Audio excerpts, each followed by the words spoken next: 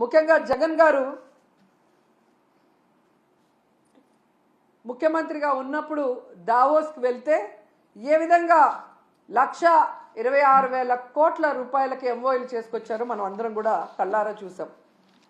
అలాగే విశాఖలో global investment summit ఏర్పాటు చేసి 13.5 లక్షల కోట్ల రూపాయలకి ఎంఓఎల్ చేయటం మీ అందరూ కూడా గమనించారు ఈ రాష్ట్ర ప్రజలు. ఎందుకు ఇది చెప్తున్నానంటే ఈ నెలలో సాక్షాత్తు ప్రధానమంత్రి గారు శంకుస్థాపన చేసిన 1,85,000 కోట్ల గ్రీన్ ఎనర్జీ ప్రాజెక్ట్ని ఆ రోజు విశాఖ గ్లోబల్ సమ్మిట్లో జగనన్న తీసుకొచ్చిన విషయం ఈ రాష్ట్ర ప్రజలకు ఇంకా గుర్తుందని నేను అనుకుంటున్నా. అలాగే ప్రధానమంత్రి గారు శంకుస్థాపన చేసిన బల్క్ డ్రగ్ ప్రాజెక్ట్ కూడా జగనన్న ముఖ్యమంత్రిగా ఉన్నప్పుడు ఇతర రాష్ట్రాలతో పోటీపడి తీసుకొచ్చింది.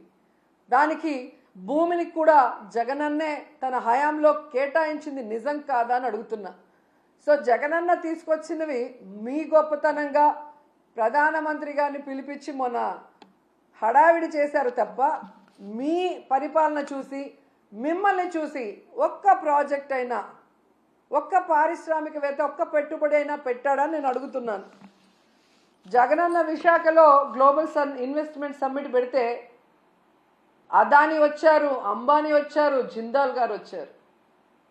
అది జగనన్న క్రెడిబిలిటీ, ఆయన సుపరిపాలన, ఆయన పారదర్శకమైన పరిపాలన, ఆయన ఫ్రెండ్లీ నేచర్ పారిశ్రామికవేత్తలతో, అలాగే ఈజ్ ఆఫ్ డూయింగ్తో ఏ విధంగా పారిశ్రామికవేత్తలకి అందుబాటులోకి అన్ని తీసుకొచ్చారో అందుకే వాళ్ళందరూ రావటం జరిగింది. కానీ మీరు మీ హయాంలో ఒక్కరంటే ఒక్కరు రావటానికి భయపడుతున్నారు అంటే దానికి కారణం మీ అరాచక రెడ్ బుక్ పాలన కాదా అని నేను అడుగుతున్నాను. ఈరోజు ఇన్ని మాట్లాడి వెళ్ళిన మీకు ఉత్త చేతులతో తిరిగి రావడానికి సిగ్గు లేదా అని అడుగుతున్నాను.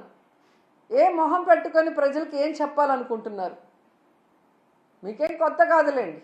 పక్క రాష్ట్రాల వాళ్ళు పెట్టుబడులతో వస్తే మీరు కట్టుకథలతో వస్తారు.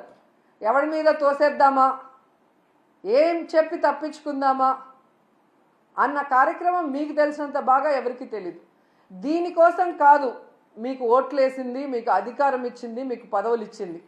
ఇప్పటికైనా ఈ రెడ్ బుక్ అరాచక పాలనని మానేసి ప్రజలకి మీరు ఏదైతే ప్రామిస్ చేశారో ఆ ప్రామిస్ని ఫుల్ఫిల్ చేస్తూ ఈ రాష్ట్ర పరువుని కాపాడమని చంద్రబాబు నాయుడుకి, లోకేష్కి, పవన్ కళ్యాణ్కి తెలియజేసుకుంటున్నాం.